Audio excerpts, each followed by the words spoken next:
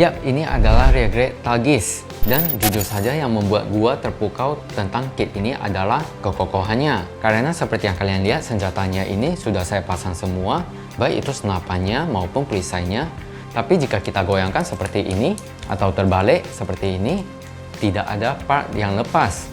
Menurut gua itu sangat ajaib, karena ya kalian tahu kalau model kit itu pasti ada saja part yang gampang untuk lepas. Dan jika kita berdirikan, langsung dapat berdiri dengan sekali coba. Hal kedua yang membuat gua terpukau adalah detailnya. Ya, jadi meskipun kit ini untuk urusan aksesoris senjatanya itu terbilang cukup sedikit, hanya senapan, perisai, dan beberapa beam saber, ya cukup standar untuk ukuran Regret. Namun untuk detailnya ini tidak perlu diragukan lagi, karena baik itu senapannya maupun perisai semuanya dibuat dengan sangat detail. Ya, jadi kalau biasa ada Gunpla yang untuk senjatanya itu dibuat dengan seadanya, maka berbeda dengan kit ini, keseluruhan dari kit ini semuanya dibuat dengan sangat detail. Ya, jadi silakan ditonton video ini sampai akhir. Hello builders, kembali lagi bersama gua di Jawara Hobi di channel review Gunpla. Ya, dan di video kali ini kita akan mereview Regret Talgis dari seri anime Mobile Suit Gundam Wing. Ya, jadi untuk versi Regret-nya ini, Regret Talgis dirilis pertama kali pada tahun 2018 di bulan April dengan harga 350.000. Ya, harga 350.000 itu adalah harga standar atau bisa dibilang juga harga termurah dari sebuah kit Regret. Ya, saya rasa langsung saja kita mulai reviewnya. Tapi sebelum itu, seperti biasa, jangan lupa untuk like, comment, share, and subscribe agar saya lebih semangat lagi untuk membuat video-video review lainnya untuk kalian para builders. So, relax and enjoy the review.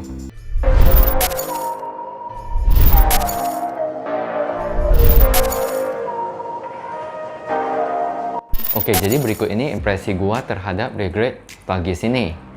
Ya, kalau untuk desainnya ini menurut gua sepertinya terinspirasi dari Gladiator, karena bisa dilihat dari bagian kepalanya, bagian perisai, dan bagian skirt, terutama di bagian samping dan belakangnya ini mirip seperti kostum dari Gladiator.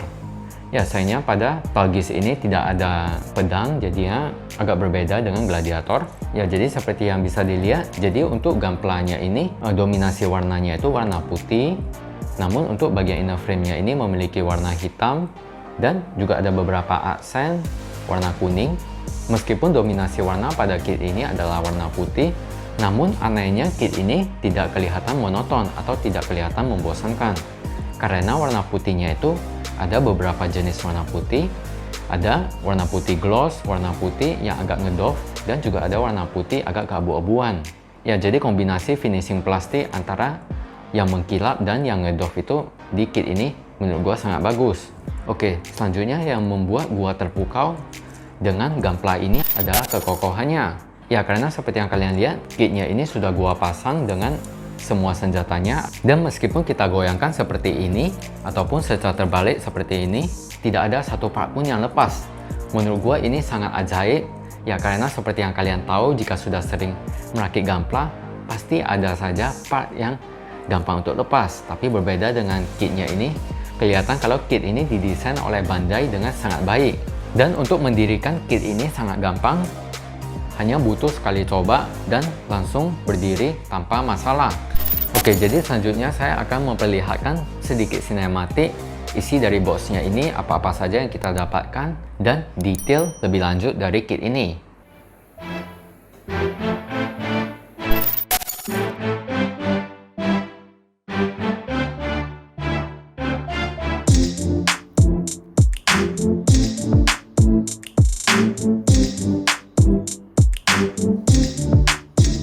Oke, jadi ini akan kita dapatkan dari Regret Talgis. Untuk aksesoris senjatanya sebenarnya terbilang cukup sedikit. Kita hanya mendapatkan satu buah sniper, satu buah perisai, dan ada 4 buah beam saber. Untuk senjata pertama yang kita dapatkan itu adalah snipernya. Untuk detailnya ini menurut gua sangat bagus. Dan di samping snipernya ini terdapat mekanisme tentakel yang dapat kita hubungkan pada shoulder Gunpla-nya ini. Dan untuk mekanisme tentakelnya ini terdapat 6 titik artikulasi yang dapat kita artikulasikan sebebas kita. Jadinya dalam memposisikannya itu pastinya tidak ada hambatan. Dan untuk gimmick-gimmick pada sniper ini, di antara lain di bagian belakang ini memiliki artikulasi. Begitu pula di bagian gagangnya ini, gagang depan. Dan untuk bagian belakangnya ini dapat kita cabut, serta terdapat gimmick. Jadi laras senapannya ini jika kita dorong ke belakang, maka part bagian belakangnya ini dapat keluar. Begitu pula jika kita dorong bagian part belakangnya ini, maka larasnya itu juga akan memanjang ke depan. Berikutnya adalah perisainya, dan menurut gue detailnya ini juga sangat bagus, terutama di bagian belakang dari perisainya ini. Dan di bagian atasnya ini juga ada mekanisme seperti tentakel, seperti di bagian sniper tadi. Dan untuk bagian perisainya ini juga ada gagang, pegangan. Beam sabernya ini juga dapat diartikulasi seperti begini. Dan kita juga mendapatkan 4 buah beam saber, 2 berwarna pink dan 2 berwarna putih. Dan sayangnya beam sabernya ini untuk gagangnya itu kita harus mengambilnya dari bagian belakang dari perisainya ini, lalu mensambungkannya dengan beam sabernya. Untuk alternatif tangan yang kita dapatkan itu adalah 2 buah tangan menggenggam, 2 buah tangan mengepal, dan 2 buah tangan terbuka. Ya, sayangnya untuk kit ini kita tidak mendapatkan tangan full artikulasi yang biasa kita dapatkan di kit rear grade. Ya, memang untuk kit-kit baru rear grade itu agak jarang kita mendapatkan tangan full artikulasi. Ya, tapi jujur saja kalau menurut gua itu tidak terlalu masalah karena tangan rear grade-nya itu biasanya sangat gampang untuk jari-jarinya itu lepas. Dan terakhir kita juga mendapatkan figur pilotnya dengan skala 1:144. Oke, jadi sekarang kita akan melihat detailnya dari bagian kepala sampai ke bagian kaki. Untuk bagian kepalanya ini, kalau ekspresinya ini sangat cantik. Ya, karena perpaduan warnanya ini sangat banyak, ada warna merah, warna abu, warna putih, dan warna kuning. Di bagian matanya ini juga ada stiker metalik berwarna biru. Untuk bagian badannya ini lekukannya sangat bagus. Dan di bagian depannya ini juga dapat kita buka bagian kokpitnya ini. Dan di dalamnya ini dapat kita lihat sebuah kursi untuk pilotnya. Untuk bagian soldernya ini desainnya juga bagus karena desainnya ini bentuknya seperti bola.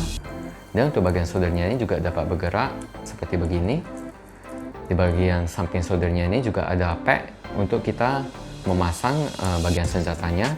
Tapi jika tidak ingin memasang senjatanya juga bisa ditutup seperti begini. Untuk desain di bagian tangannya ini, warna putihnya itu ngegloss dan separasi warnanya ini sangat bagus. Karena jika kita tekukan bagian tangannya ini, maka part-partnya itu semuanya akan terurai. Jadi dia ada mekanisme di bagian inner frame di dalamnya. Untuk desain bagian belakangnya ini seperti ini. Jadi ada mekanisme part adaptor, bisa dibilang, untuk menggabungkan gunpla-nya ini dengan boosternya. Dan untuk detail boosternya ini juga sangat cakep. Perpaduan warna antara putih ngegloss dan putih keabu-abuannya ini menurut gue juga sangat bagus. Dan tentu saja bagian boosternya ini juga dapat kita buka. Dan jujur saja untuk detail dari boosternya ini menurut gue sangat cakep dan mempermanis kit ini. Selanjutnya skirt di bagian belakangnya ini juga ada gimmick, jadi kita dapat membuka bagian skirt belakangnya ini untuk menampakkan booster di bagian dalam dari skirtnya ini. Begitu pula di skirt bagian sampingnya ini juga dapat kita buka sedikit, namun untuk di dalamnya ini tidak ada booster. Dan untuk skirt bagian depannya ini desainnya kecil dan juga ada gimmick, jadi jika kita mengangkat bagian skirt depannya ini, maka bentukan boosternya ini akan maju ke depan. Ya, menurut gua Bandai agak aneh, entah kenapa di desainnya seperti ini, gue juga gak tahu. Dan desain kakinya ini juga dengan plastik finishing gloss, dan sama dengan di bagian tangannya. Untuk part suppressionnya ini juga sangat bagus. Jadi untuk bagian lututnya ini, jika kita tekukan bagian lututnya ini, maka partnya itu juga akan terurai seperti di bagian tangan. Kita bisa melihat mekanisme di bagian dalam dari lututnya ini seperti begini. Ya, jadi untuk bagian skirt di sampingnya ini sebenarnya tersambung dengan bagian pahanya ini dengan menggunakan sebuah peg.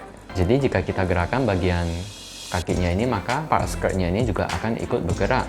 Jadi kita juga dapat bisa mendisconnect bagian skirtnya ini agar bagian skirtnya ini dapat memiliki artikulasi yang jauh.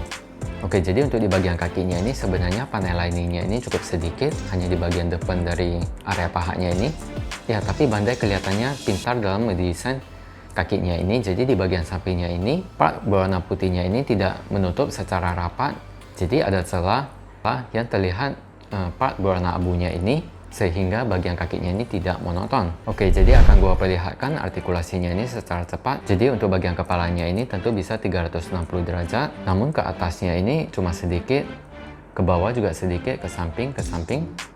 Untuk shouldernya ini bisa bergerak secara sendiri dan pastinya bisa 360 derajat juga bagian shouldernya ini seperti begini.